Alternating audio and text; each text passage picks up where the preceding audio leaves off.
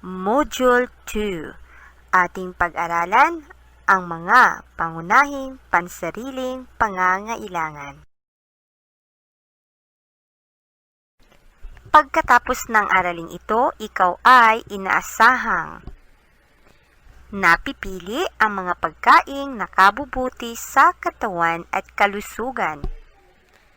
Napipili ang mga kasuotang napapanahon.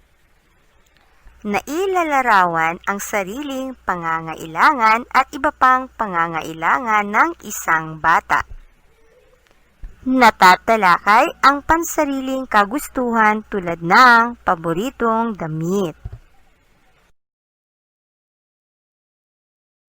Pakinggan ang kwentong pinamagatang Gusto Ko ng Pansit Ngayon na isinulat ni Rene O. Villanueva at iginuhit ni Joseph Paul David.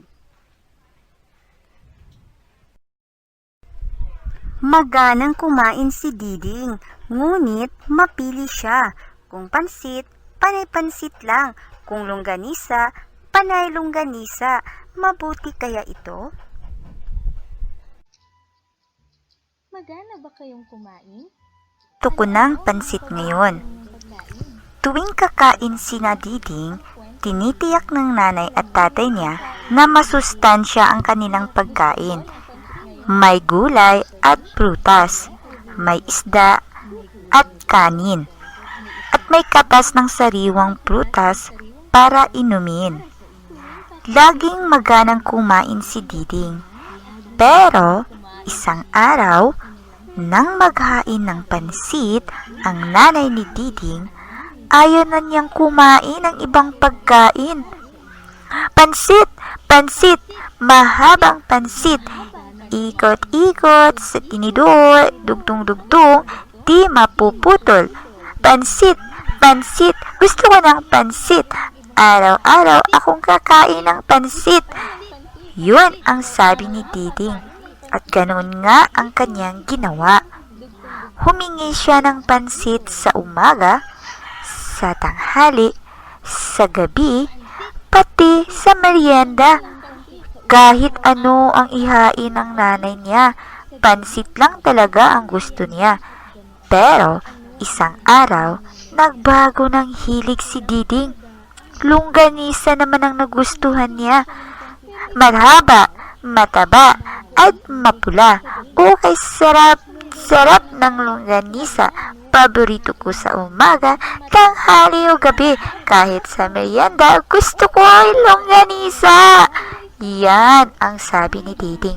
At puro longganisa nga ang kanyang kinain. Kahit alukin siya ng gulay ng kanyang tatay, kahit alukin siya ng isda ng kanyang nanay, longganisa lang ang gusto niyang tunay. Mensay, nag-uwi ng siupaw ang kanyang tatay. Mula nooy, puro siupaw ang hinahanap ni Diding. Siupaw, ang gusto ko sa almusal. Siupaw din sa tanghalian. Kahit sa hapunan, gusto ko yung siupaw. Pati baon ko, pwede po bang siupaw?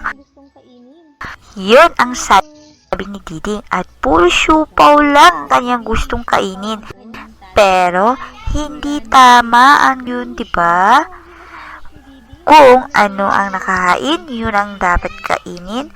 At ganoon ang sinabi ng nanay at tatay niya kay Diding. Pinatulong nila si Diding sa paghahanda ng pagkain. Nalaman ni Diding na pinag-usapan pala ng mabuti ng nanay at tatay niya kung ano ang kakainin nila. Kailangan iba-iba, sabi ng tatay niya. Kailangan masustansya, sabi ng nanay niya. Nalaman din ni Diding na pinaghihirapan nila ang paghahanda ng pagkain. Kaya kapag hindi kinakain ni Diding ang pagkain na nakahanda sa mesa, nasasayang ang pagkain ng nanay at tatay niya. Hindi rin sapat ang masustansyang nakukuha niya para maging malakas at masigla. Mula noon, hindi na mapip sa pagkain si Diding. Kung ano ang nakahain, yun ang kanyang kinakain. Sinabi rin niya yun sa bunso nila. Pero ang sabi nito, pansit, pansit, pansit ang gusto ko. Matagal pa siguro bago matuto ang bunsong kapatid ni Diding. Kailangan pang ipaliwanag Diding na hindi maaring puro pansit ang kainin araw-araw. Kainin sa araw-araw. Ang paboritong bagay ng bawat tao ay isa sa mga bagay na nagpapakilala sa kanilang sarili. Pero, maliban sa mga paboritong pagkain, mayroon ding mga pagkain na kailangan natin kainin upang mapanatiling malusog at malakas ang ating pangangatawan. Kaya ngayon, awitin natin ang kantang Bahay Kubo.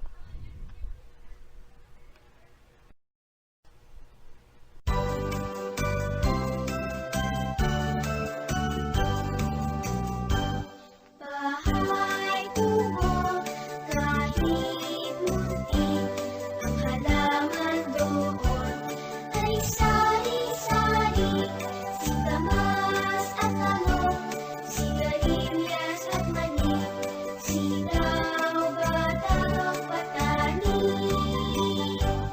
kundol, patola, upot, kalabasa, at saka mayroon pang labanos, mustasa, sibuyas, kamatis, bawang at luya. Sa paligid-ligid ay maraming tinga. Bahay kubo, kahit muntik, ang halaman doon ay sari-sari, sitamas at talong, sigarilyas at mani, sitaw, batang patani, kundol, patola, upot, kalabasa, at saka mayroon pang labanos, mustasa, sibuyas, kamatis, bawang at luya. Sa paligid-ligid ay maraming tinga.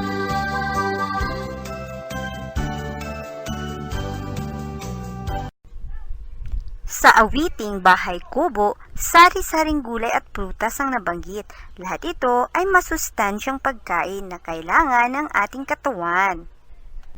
Ang pagkain ng wasto kasama ang pag-inom ng 8 basong tubig sa isang araw ay nagbibigay ng malakas at malusog na pangangatawan.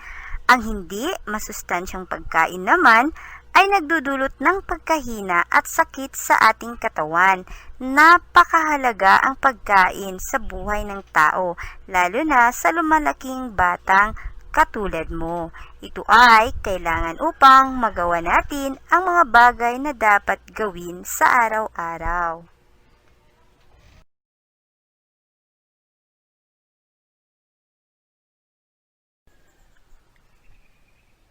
Ang damit o kasuotan ay isa ring napakahalagang pangangailangan natin.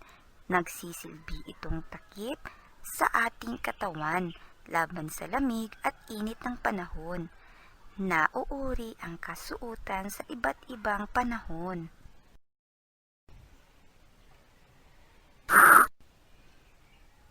Ako ay nagsusuot ng mga manitipis na damit kapag mainit ang panahon.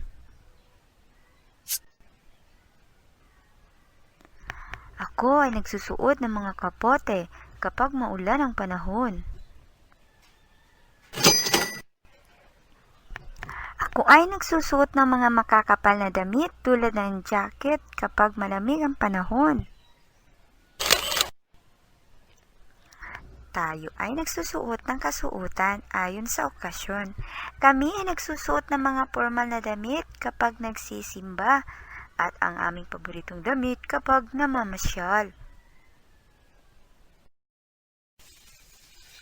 Sa inyong kwaderno, maaari nyo bang iguhit ang paborito ninyong damit at tuwing kailan ninyo ito isinusuot?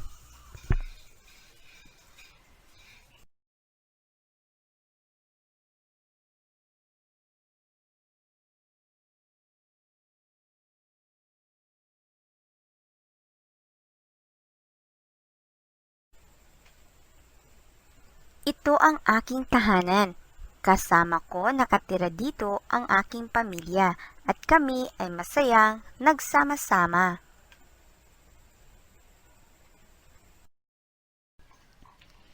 Ang bawat pamilyang Pilipino, gaya ng pamilya mo, ay kinakailangang mayroong tirahan kung saan ang bawat miyembro ay maaaring magpahinga at magkaroon ng mga gawain na magpapatibay ng inyong samahan. Ano-ano ang pangunahing pangangailangan ng isang bata? Bilang isang bata, ang pangunahing pangangailangan ko ay pagkain, kasuotan, at tirahan.